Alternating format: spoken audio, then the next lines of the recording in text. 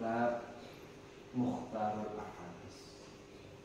Artinya kitab ini judulnya Mukhtarul Ahadits wal Hikam al-Muhammadiyah.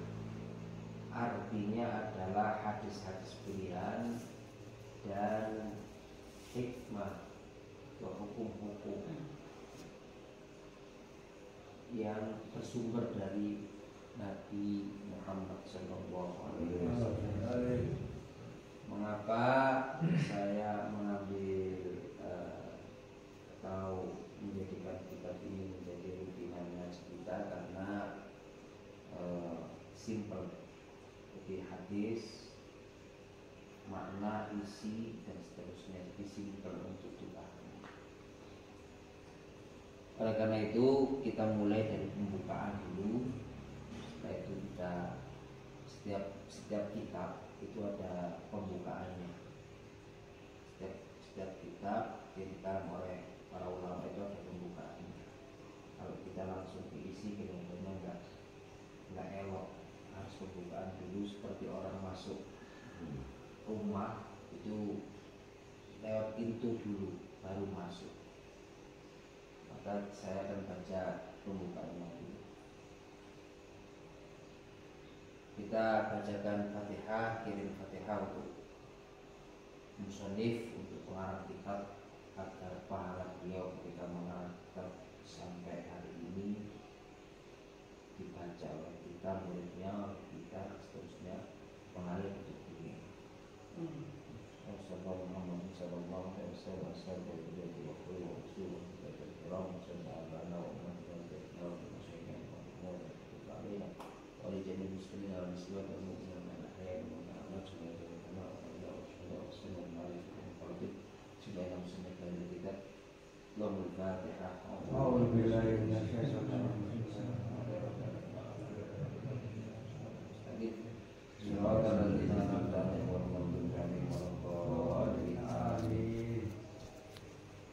Ini adalah permintaan dari tim Mubarak Baji. Tim Mubarak ini daripada ngomong ngantur nganggur, ngomong tak jelas, ngerasani wong, maka kemudian kemarin Abah Soleh DPR Provinsi yang sekarang umroh ini mengusulkan untuk ngaji dan seterusnya, maka kemudian dimulailah hari ini. Mari kita mulai ngaji kitab Mukhtarul Ahadits lil Hikam al-Muhammadiyah wal Hikam al-Muhammadiyah. Bismillahirrahmanirrahim. Qala musannif rahimahullah ta'ala wa nafa'ana bihi wa bi ulumihi fid dharain. Saya bacakan teks Arabnya, terus nanti saya terjemahkan.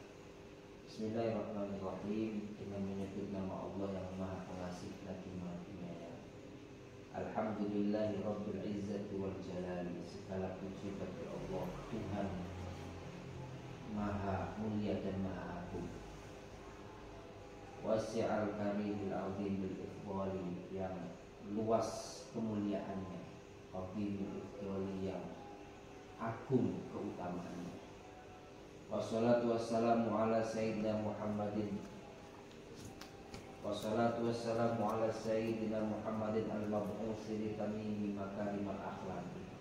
Salawat serta salam tercurahkan untuk pimpinan kita Nabi Muhammad sallallahu alaihi wasallam, al-mab'usi, yang diutus li tamimi makarimal akhlaq, untuk menyempurnakan akhlak, al-mufaddali ala kafatil makhluqati ala billah, al-mufaddali, yang memiliki keutamaan, Muhammad memiliki keutamaan ala kafatil makhluqati, atas seluruh makhluk-makhluk, ala billah, secara mutlak, keseluruhan, paling mulia, paling agung dari ciptaannya Allah, manusia mulai Nabi Adam hingga akhir zaman nanti, ala billah, secara mutlak itu adalah Nabi Muhammad sallallahu alaihi wasallam. Dari tutur kata, tidak tangguh, perilaku, kesabaran dan seterusnya, tidak ada yang mengungguli kesempurnaan daripada Nabi Muhammad wajahnya, sopan santunnya, dan seterusnya. Maka tidak heran ketika ada orang peneliti orang Amerika yang Indonesia yang menaruh Nabi Muhammad di urutan pertama sebagai orang terpengaruh di dunia. Nabi Muhammad sampai sekarang mengalahkannya. Wa ala alihi masahibis sunnatil a'lam wa ala alihi, dan untuk keluarganya Nabi masahibis sunnati yang menjadi isbah, lampu sunnahnya, lampu sunnahnya kanjeng Nabi. Wa ashabihi al-badilina anfusihim li tawdihi syara'i'il ahkam. Wa ashabi, dan sahabat-sahabatnya, sahabat-sahabat Nabi, al-badilina yang menyerahkan mereka, al-badilina yang menyerahkan anfusihim dirinya para sahabat mereka untuk apa? Li tawdihi syara'i wal ahkam, litawdihi syara'i'i wal ahkam, untuk menjelaskan syariat-syariat dan hukum-hukum. Jadi Nabi turun kepada sahabatnya, turun kepada keluarganya, keluarga turun kepada sahabatnya yang menjelaskan syariat-syariat dan hukum-hukumnya. Setelah dari sahabat-sahabatnya, wa ala sa'il a'immatil mujtahidin al-qa'imina bi hifdzi namusi ad-din. Wa ala sa'il a'immati, dan untuk seluruh a'immatil mujtahidin, imam-imam mujtahid, ulama-ulama al-qa'imina yang berdiri bi hifdzi namusi ad-din, dengan menjaga wujud atau pokok-pokok daripada agama. Amma ba'du, falamma kana ilmu sunnatin nabawiyyati ba'dal Qur'anil azim, ba'dal Qur'anil karim a'zamul ulumi qadran. Falamma kana, maka ketika ada ilmu sunnah an-nabawiyah, sunnah nabawiyah ini, hadis ini, ilmu hadis, ilmu sunnah an-nabawiyah, ba'dal Qur'anil karim, setelah Al-Qur'anil karim, a'zamul ulumi qadran, adalah ilmu yang paling agung, qadran keberadaannya. Setelah Al-Quran, ilmu Al-Quran, yang tafsir, tafsir dan sebagainya, maka sunnah an-nabawiyah sebagai penjelas daripada isi daripada Al-Quran. Wa arqaha syarafan wa fakhran, wa arqaha, dan paling mulia sunnah nabawiyah ini, syarafan, kemuliaannya, wa fakhran, dan kebanggaannya. Id alaihi mabani qawaidu ahkam syariatil islamiyah, karena ilmu sunnah nabawiyah ini adalah mabna, bangunan daripada qawaid ahkam syariatil islamiyah, kaidah-kaidah daripada hukum-hukum syariat Islamiyah.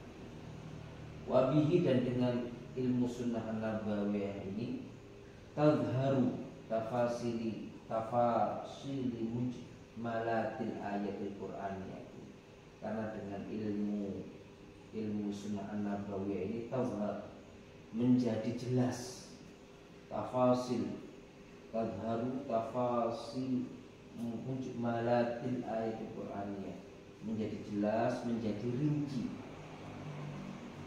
ayat-ayat Al-Quran yang sifatnya masih mujmal. Mujmal itu masih umum, masih tidak terperinci. Maka ketika ada ayat yang masih umum, belum jelas, maka penjelas daripada ayat Al-Quran itu adalah sunnah. Misalkan dalam Al-Quran ada ayat aqimus sholah, dirikanlah sholat. Kita tidak tahu perintahnya di Al-Quran itu hanya dirikanlah sholat. Tidak ada sholat duhur 4 rakaat, subuh 2 rakaat, asar 4 rakaat, maghrib 3 rakaat. Tidak ada penjelasan di dalam Al-Quran. Yang ada, Al-Quran memerintahkan aqimus sholat, dirikanlah sholat. Bagaimana sholat itu, kita bertanya. Maka kemudian dijelaskan dalam hadis.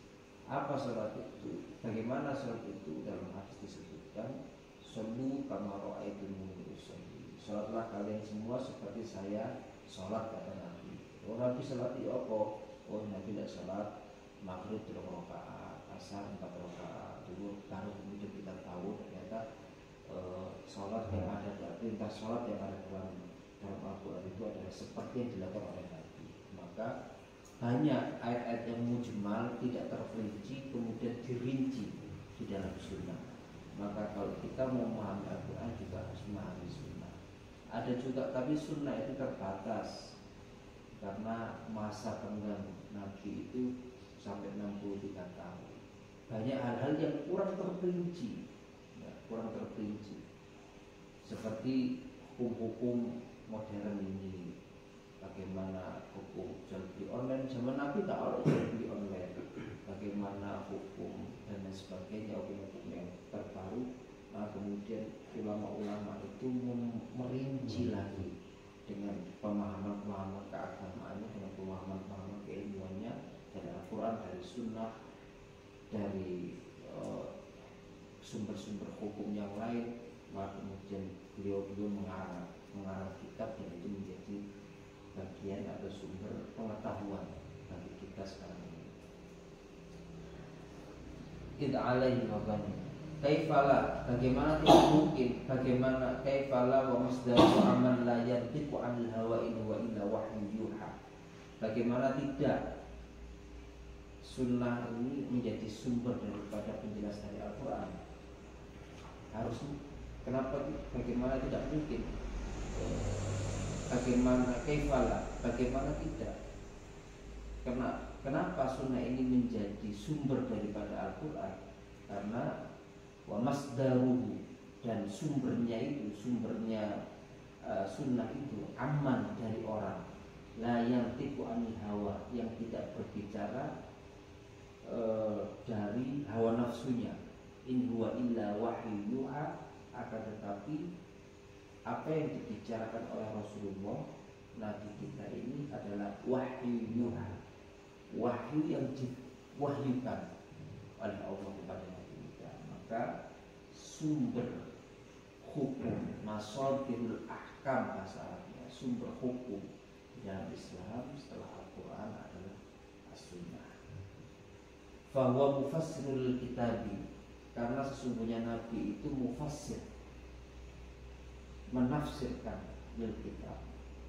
Wa innama nataqan nabi la nabi an rabbi, karena kita itu Al-Quran. Nabi sebagai mufassirul Quran, sebagai penjelas daripada ayat-ayat Al-Quran yang masih mujmal, yang tidak jelas dan seterusnya. Karena sesungguhnya nataqan nabi, yang diucapkan oleh Nabi, lana untuk kita ini, bihi an rabbi, ucapannya Nabi an rabbi, dari Tuhannya, langsung kok ke Allah, sumbernya langsung dari Allah, diwahyukan langsung dari Allah. Maka itu menjadi sumber dari masadirul ahkam, sumber-sumber hukum dalam Islam. Ahbabtu, kata musannif, ahbabtu hina mutola'ati, ahbabtu saya senang ketika mutola'ati, ketika saya membaca kitab, mutola'ati, membaca kutubul ahadis sunnah sahihah, kitab-kitab kutubul hadis sittah sahihah.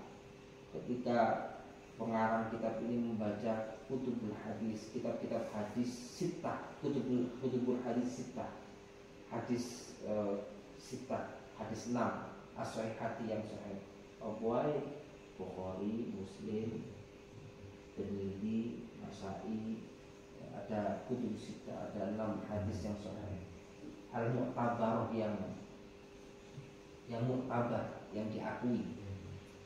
An takhab minha kitaban jami'an di ahsanal mahasin.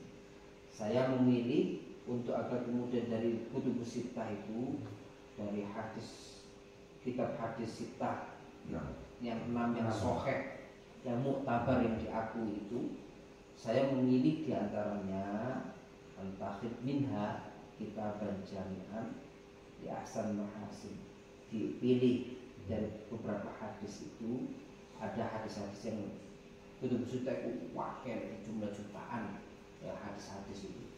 Maka kemudian saya pilih dari antara hadis-hadis itu, kemudian ditaruhlah dalam kitab ini Al-Ahadits An-Nabawiyah wa akhtar minha Mukhtarul Hukmul Muhammadiyah. Hadis-hadis Nabawi itu wa akhtar minha, dan saya memilihnya dari hadis Nabawi itu Mukhtarul Hukmi Muhammadiyah, di hukum-hukum yang bersumber dari Muhammad yang mukhtar, yang dipilih, yang dipilih. Dan tidak semuanya dari kitab sitah kemudian, tapi dipilih hadis-hadis yang menurut musannif itu penting ya untuk dimasukkan. Mustamilan ala ma tamassa ilaihi hajatul islamiyah, karena hadis-hadis ini mustamilan mencakup ala ma tamassa ilaihi hajatul ijtimaiyah, mencakup atas sesuatu kebutuhan hajatul ijtimaiyah, kebutuhan masyarakat. Hadis ini mencakup daripada kebutuhan masyarakat. Wa tad'u ilaihi jami'atul islamiyah, dan mengajak kepada seluruh jamiah Islam. Murattaban ala hurufil hijai, dan susunan kitab ini murattaban, tersusun ya sesuai dengan huruf hijaiyah. Hamzah ya, pertama alif, hamzah. Jadi hadis-hadis yang diawali dengan huruf hamzah semua, ada berapa hadis. Nanti ba, jadi hadis-hadis yang diawali dengan huruf ba, berapa hadis. Ta, hadis yang diawali dengan huruf ta, berapa hadis. Di kumpulan kitab ini, kumpulan hadis ini diawali sesuai dengan huruf abjadnya. Wallahi subhanahu wa ta'ala musta'an, wallahi dan wallahi Allah subhanahu wa suci Allah wa ta'ala dan maha suci Allah al-musta'an, maha penolong. Al-mu'allif Sayyid Ahmad Al-Hashim, pengarang kitab ini adalah Sayyid Ahmad Al-Hashim. Sekarang harful hamzah, dimulai dari huruf hamzah ya. Jadi hadis yang pertama diawali dari huruf hamzah. Hadis yang pertama ini menyebutkan atibabal jannati yaumal qiyamati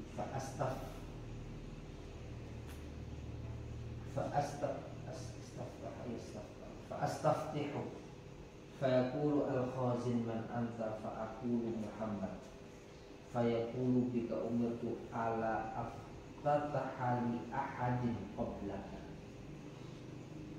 Atibabal jannati, saya mendatangi pintu surga, yaumal qiyamati, pada hari kiamat.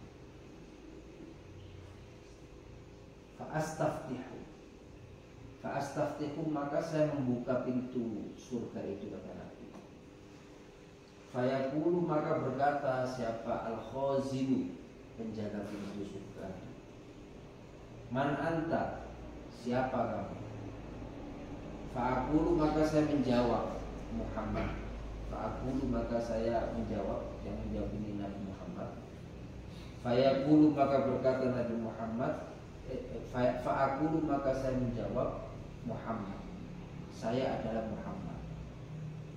Fayaqulu, maka berkata siapa khazin, penjaga pintu surga, bika umirtu, sebab engkaulah umirtu, aku diperintahkan, Allah aftataha li ahadin qablak,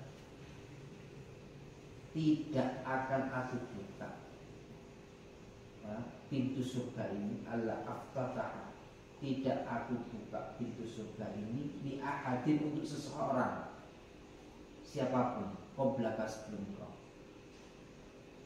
Jadi ketika Nabi ini rawahu Ahmad an Anas, hadis diriwayatkan oleh Imam Ahmad an Anas dari Sayyidina Anas, dari sahabat Anas. Jadi ketika Nabi itu memasuki pintu surga nanti di yaumul kiamah, Nabi membuka pintu surga.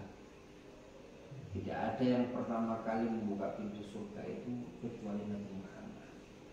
Dalam hadis lain disebutkan, maka Nabi tidak akan memasuki surga sebelum umat secara keseluruhan itu, umatnya Nabi Muhammad secara keseluruhan itu sudah masuk surga. Nah, dalam keterangan yang lain, jadi tidak ada umat yang masuk surga kecuali setelah umat Muhammad habis. Setelah itu umat Muhammad. Itulah mulianya umat Muhammad. Sampai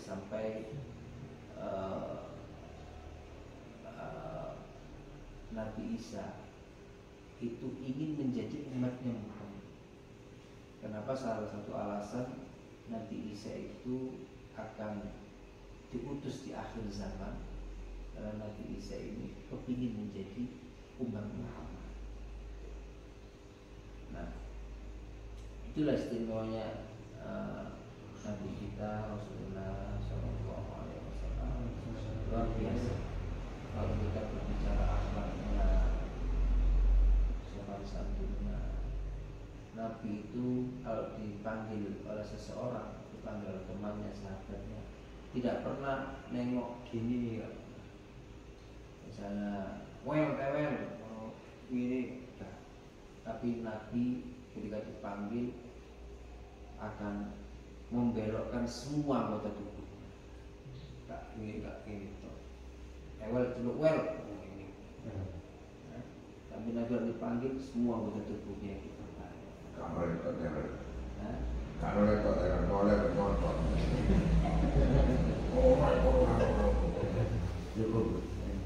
Itu Nabi Muhammad, sifatnya, akhlaknya yang sangat mulia. Nabi Muhammad itu pernah pada suatu saat, ini mungkin ibrah bagi kita semua ya, suami-suami kayak bujuk lagi, kesabaran Nabi Muhammad. Suatu ketika Nabi berada dari luar, mungkin Nabi sibuk, mungkin sholat, mungkin wiridan, mungkin menemui tamu, mungkin bermusyawarah dengan sahabatnya dan sebagainya. Akhirnya Nabi merasakan lapar, sangat berat. Akhirnya Nabi pulang ke rumah, tanya kepada Sayyidah Aisyah, wahai Umairah, kan ini Nabi kalau panggil istrinya tidak namanya, tapi julukan-julukan yang indah. Umairah itu artinya kemerah-merahan. Mungkin Sayyidah Aisyah mungkin kulitnya kemerah-merahan, putih, bersih, merah-merah, ayu lah gitu. Tanya, wahai Umairah, adakah sesuatu yang bisa aku makan? Terus katanya Sayyidah Aisyah, tidak ada sesuatu yang aku bisa masak pada hari ini. Kalau harus dimasak, sangat sederhananya Kanjeng Nabi. Kalau sing dimasak, kalau sing dipangan dan lain sebagainya. Maka apa yang dijawab oleh Nabi? Kita dalam kondisi lapar, sampai bayangkan dari bekerja di luar, mulai sepeda motor, ketemu orang dan sebagainya, menyelesaikan pekerjaan, terus duit, tak bawa duit, katanya mangan juga iso, terus kalian nang ngomong panganan, mulai nang ngomong, tiba-tiba nang ngomong itu harus dimasak bisa. Kondisi seperti itu bagaimana kita sebagai orang biasa ya? Otomatis marah, itu sudah pasti ya. Tapi kalau Nabi tidak, harus dipangan, dan anasori. Oleh harus dipangan tak ada. Ya wis mula-mula poso. Menahan lapar, haus dan dahaga dengan berpuasa. betapa sempurnanya seorang nabi mengontrol ya, kejiwaannya yang secara umumnya manusia itu marah kan seperti itu, tapi nabi mampu mengontrol itu. Banyak cerita-cerita yang kemudian ketika kita membicarakan sosok Rasulullah tidak terasa mata ini menetes dengan sendiri. Maka tidak salah kalau kemudian dalam hadis ini disebutkan orang yang pertama kali membuka pintu surga, dan tidak ada orang pun selain Kanjeng Nabi tidak diperbolehkan. Bika umirtu la aftataha li ahadin qabla, karena sebab aku dikongkon jogo pintu surga ini sebab kamu wahai Rasul, dan aku tidak akan membuka pintu surga ini sebelum kamu. Itulah menjadi Rasulullah. Maka sering-seringlah kita untuk membaca sholawat. Untuk apa? Untuk meningkatkan kecintaan kita kepada Rasulullah. Tapi kalau masih ngomong Rasulullah nggak tahu ngomong sholawat. Ya masa ada orang itu menyuruh dirinya sendiri untuk memuji dirinya sendiri, enggak? Misalnya lewat misalnya, pujiin aku ya, enggak mungkin. Kanjeng Nabi pujiin aku. Dan kita sebagai umatnya ya memuji beliau, tapi perintah itu ada di dalam Al-Quran. Ya, perintah untuk membacakan sholawat itu ada di dalam Al-Quran. Bagaimana ayatnya, Pak Mahoji? Saya lebih rambut lawat banyak baca. Iya, baca. Tapi perintah. Ya ayyuhalladzina amanu shollu alaihi wasallimu taslima. Innallaha wa malaikatahu yusholluna 'alan nabi ya ayyuhalladzina amanu shollu alaihi wasallimu taslima. Itu hadis yang pertama, rawahu Ahmad an Anas. Hadis ini saya sebut. Hadis yang kedua, berapa hadis ini kita baca? Cukup satu aja Bu. 2, 3, 4. Cukup satu aja. Nanti lainnya cuma panjang. Iya. Karena ini hadisnya banyak, ribuan. Ya kita baca agak banyak sedikit lah, atau 5 ribuan ya. Satu Jumat satu berarti saya mulai apa? Hadis berikutnya, i'ti al-ma'rufah wajtanibil munkar wanzur ma yujibu udhunaka ayyakula lakal qawmu idza kumta min indihim fa'tihi. I'til ma'rufah, i'ti datanglah kamu sekalian, datanglah al-ma'rufah terhadap perkara-perkara yang baik. Jadi lakukanlah perkara-perkara yang baik. Wajtanibil munkarot, dan jauhilah kamu sekalian al-munkarot terhadap perkara-perkara yang munkar. Perkara yang baik datangilah, perkara yang munkar jauhilah. Wangdur ma yujibu udhunaka, wangdur dan perhatikanlah ma terhadap sesuatu yujibu yang menggawokkan, yang mengherankan, yang menakjubkan, udhunaka terhadap telingamu.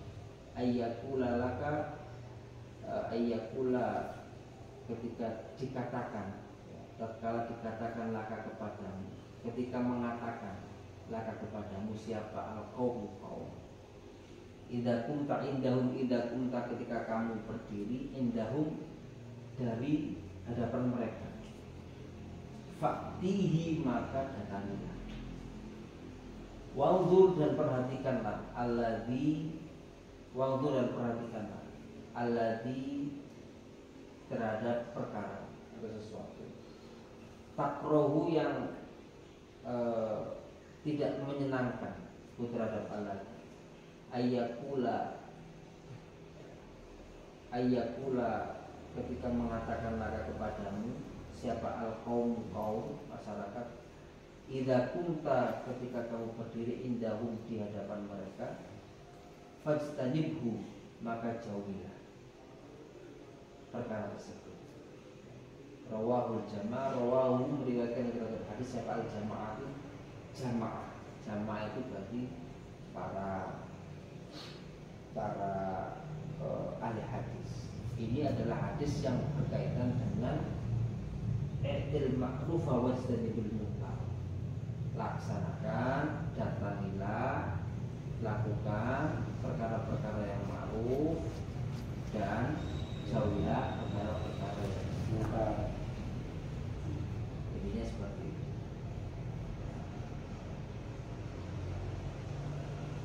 Hadis berikutnya yang ketiga. Tidak perlu penjelasan ya, penjelasannya jelas ya. Ayatil ma'rufa wajtanibul munkar. Datangilah perkara yang ma'ruf, yang baik, dan jauhilah perkara yang munkar. Yang ketiga, ada hadis yang ketiga, afatul ilmi nisyan. Bencananya ilmu. Afatul ilmi, bencananya ilmu. Adapun bencananya ilmu.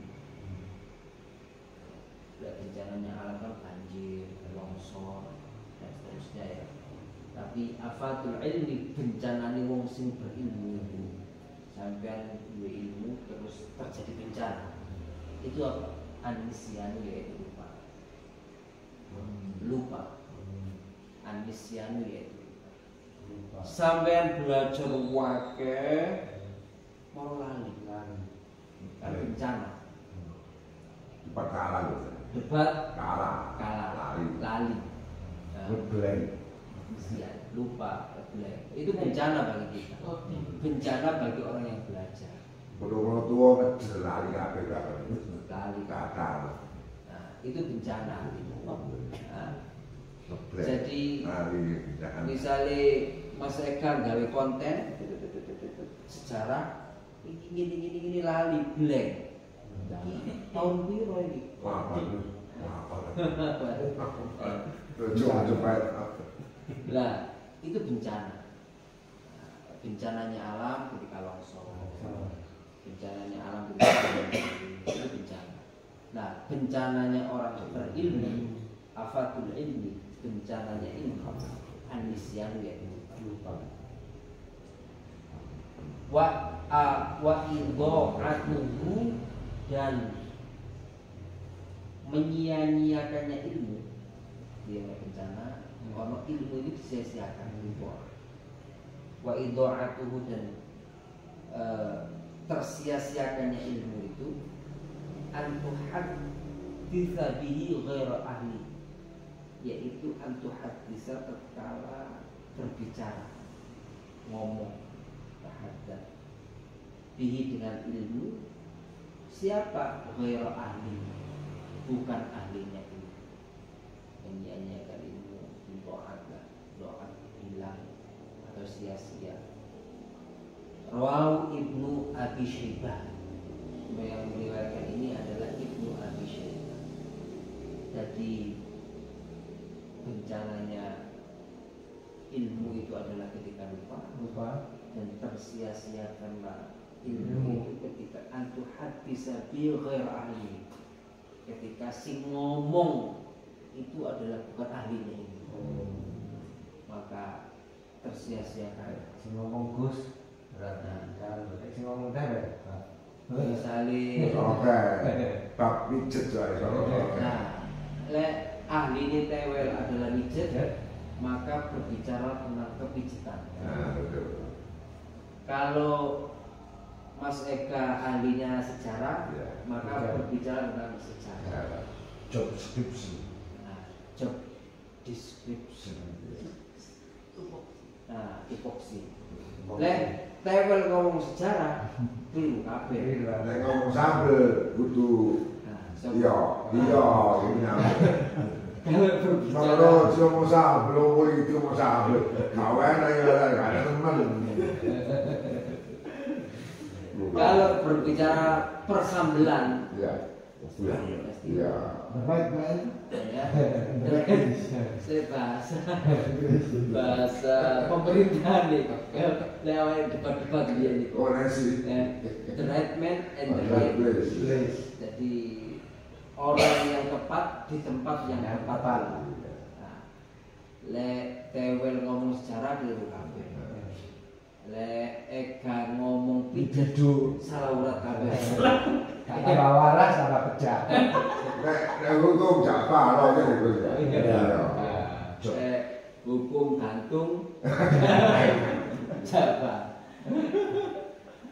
Lek sambel dia. Eka nyambel keliru kabeh. Kayak gula keliru mes.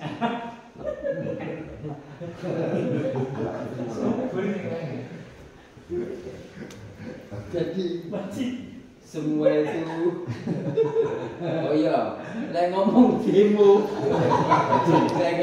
baji karena sudah ahlinya demo sejak dalam kandungan sudah demo wong nang jero weteng ibuke lho wis njaluk metu kurwen demo Jangan lupa tuh dicek. demo ahlinya demo. Kalau bukan ahli ngomong berarti bukan bencana, bukan ya? Apa? Kalau bukan ahli tapi ngomong itu bukan bencana. Bencana, tapi tersia-siakan lah. Tersia-siakan. Itu. Yo gak ono Percuma kan. jurusane gak bodoh. Gak jelas. Misalnya sampean kate nang Jayabaya utawa kate nang Ayola ya. Kan itu Ayola. Wono lewat pandaan itu wono sosok itu gambar itu pandaan Disasar goblok. itu Probolinggo. Dadi suwe-suwe itu Probolinggo gak tutup-tutup. Tapi lek Karena rondo.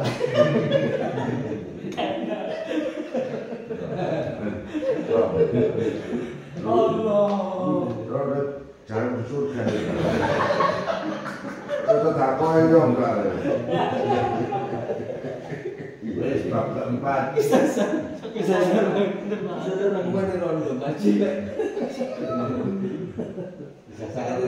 Kali itu jurusan itu kalau itu Probolinggo. Akhirnya sangat mana rondo itu sih terus saya kira ya. Padahal awalnya niatnya nang Ayola. Lah sampai ngerti dalane, berarti kan ngerti ilmunya. Tahu sampai ke Ayola aja. Untuk barang. Ilmu ini apa? Nggak bisa roh. Oke. Jadi begitu Mbak ya. Sia-sia. Ini ayat, ini hadis yang kelima ini penting.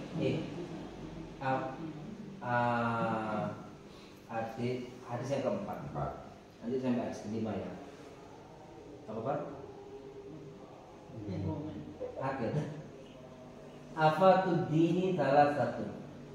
Ini yang kemarin. Afatud dini salah satu. Adapun bencananya agama. Itu malah bencananya ilmu. Ya. Afatud dini adapun bencananya agama. Agama ini bencana. Agama ini menjadi bencana. Salah satunya itu ada 3 yang kemudian menjadi bencananya agama. Pertama, faqihun fajir. Siapa faqihun fajir? Faqihun orang yang ahli agama, orang yang ahli fikih, orang yang pintar agama, fajir tapi rajut. Fajirun yaitu rajut. Rajut itu apa? Rajut itu ya bahasa Jawa rajut ya. Enggak. Apa? Indonesia. Rajut itu ya pendusta. Fajir. Terus. Dia ahli agama tapi pendusta. Oh, bahasa Jawa ini mulang salah gitu ya. Kena salah gitu ya. Oh belum. Kena salah. Terus gak oleh dilakonnya ya. Pendusta. Wah, bahaya ya. Kita ngomong lanjut. Wes lu kawan santai. Lanjut. Misalnya hukumnya ini adalah haram. Ya apa caranya haram? Pasti fajir wajib lah. Ya. Ada dulu. Ada. Yang haram katanya yang bir dari kurma, yang dari anggur tidak, soalnya tidak ada anggur. Iya, makanya fajir. Masih. Misalnya kalau si ngomong minuman keras itu kalau kan ilatnya memabukkan, lah mabuk haram, lah gak mabuk haram. Fajir itu padahal qaliluhu wa kasiruhu haram. Sedikit banyak tetap haram. Ya, ulama tadi tidak menyampaikan sebenarnya dalam hukum yang benar. Fajir lah, lanjut lah. Atau dia ngomong tapi tidak melaksanakan apa yang diucapkan dan lain sebagainya, berat ya. Berat terus. Kabur makan Allah ya.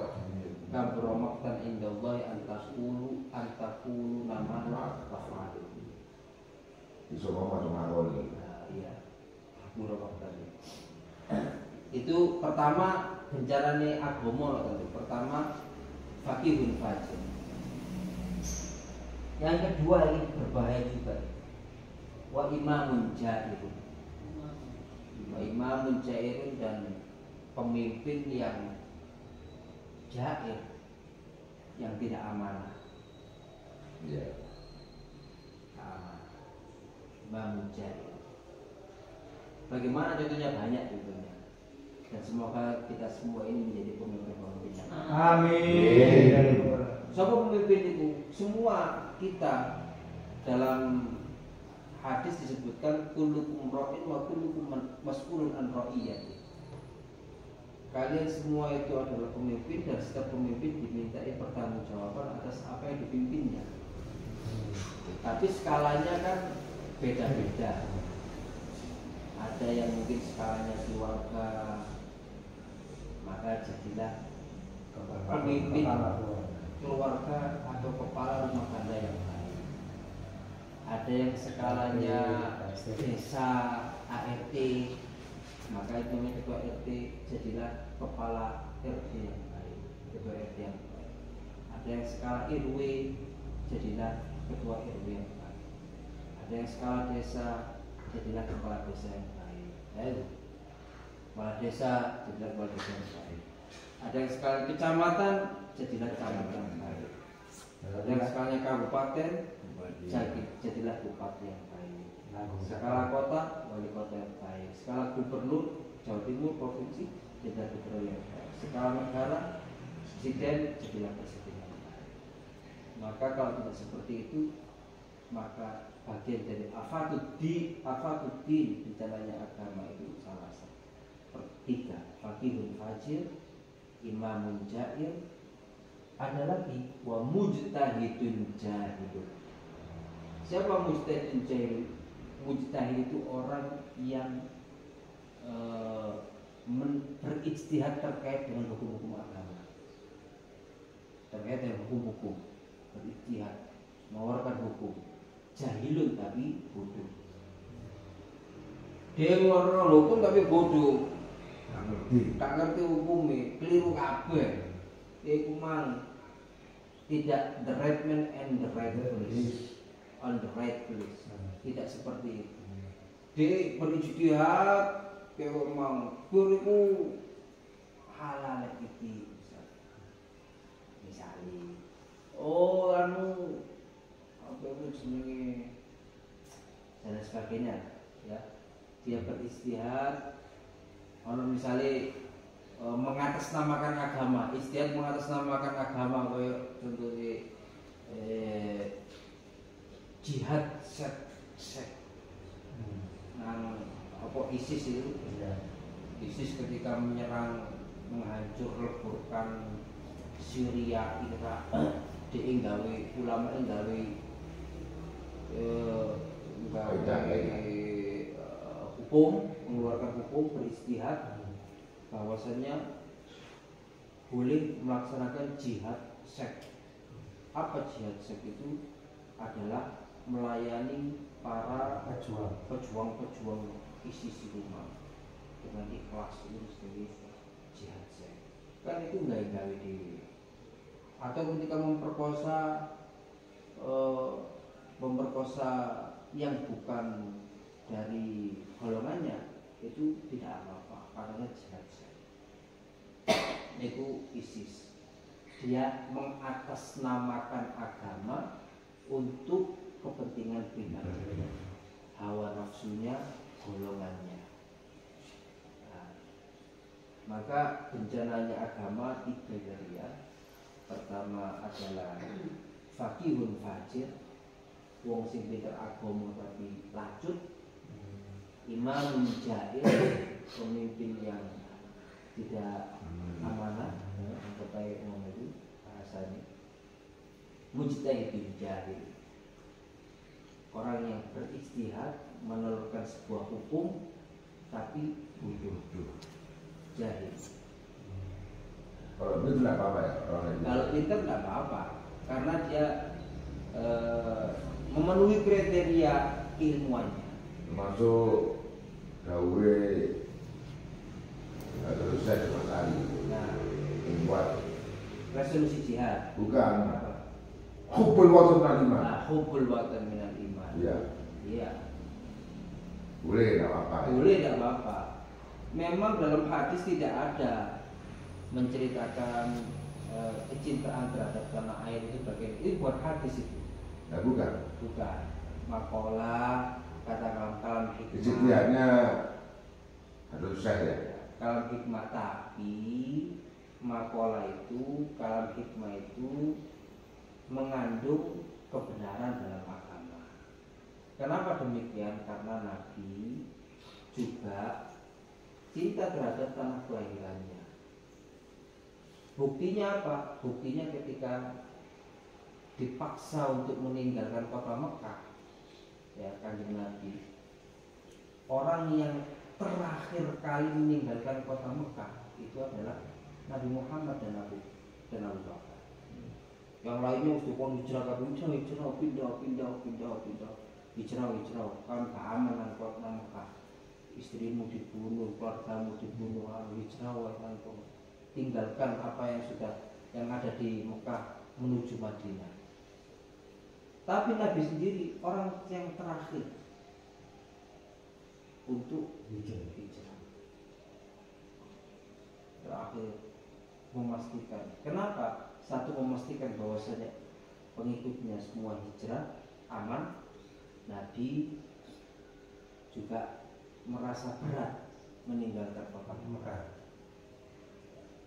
Dari mana tahu?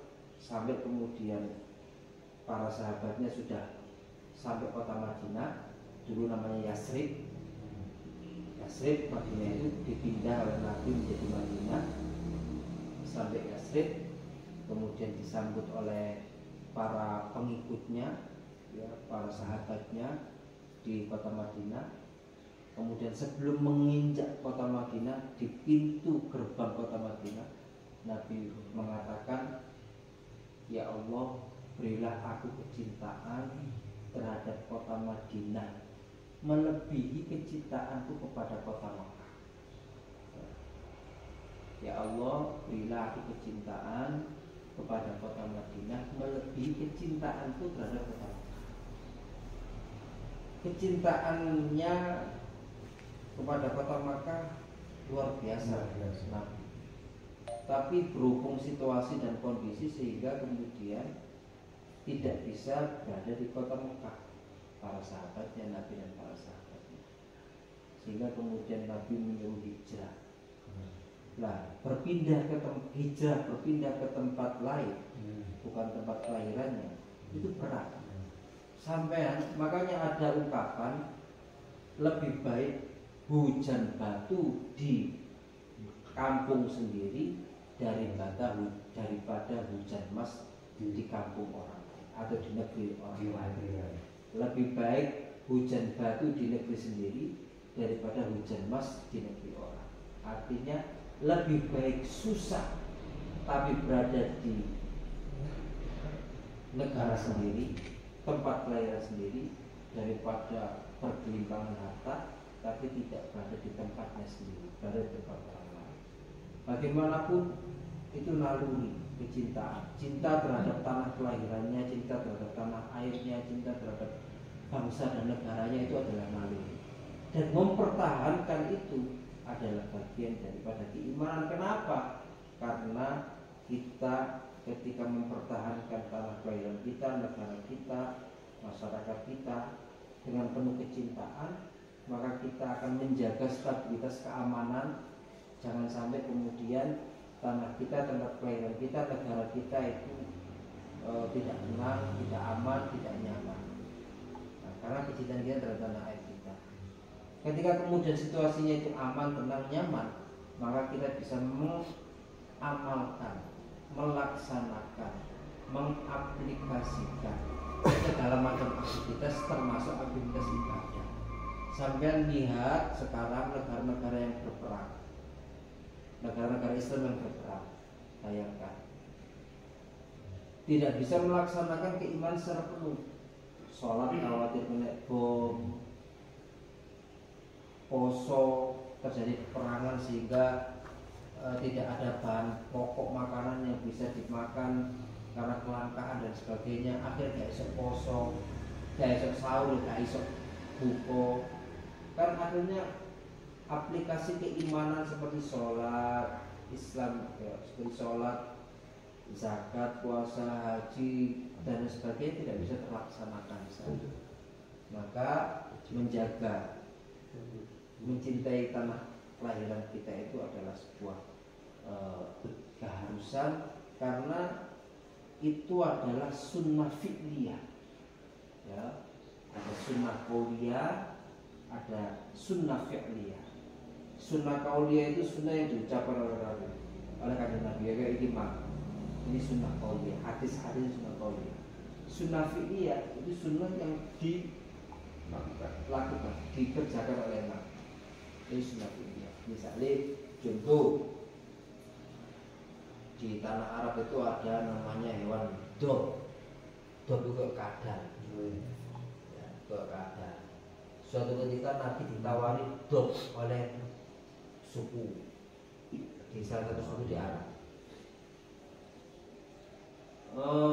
Dobnya dimasak, dipanggang lah gitu. Tapi Nabi tidak mengatakan kadalem itu haram. Nabi diam saja.